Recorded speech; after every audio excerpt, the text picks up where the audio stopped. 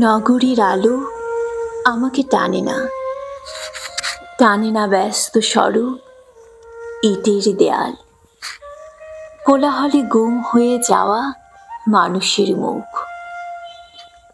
আমি খুঁজে ফিরি সেই শূন্য মাঠ, যেখানে শিশির ভেজা ঘাসের উপর সূর্য ওঠে ধীরে, যেখানে বাতাস তার গল্প বলে গাছের কানে কানে,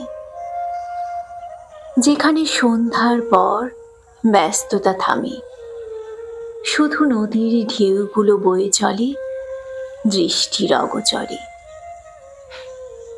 আমি কথা বলি বাতাসের সাথে, ফুলের গন্ধের সাথে, কোকিলের গানের সাথে।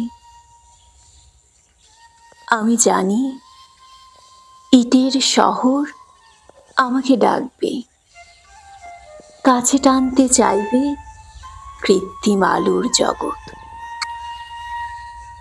কিন্তু আমার মন পড়ে থাকবে নদীর তীরে ঘাসের সবুজে জমা ভোরের শিশিরে।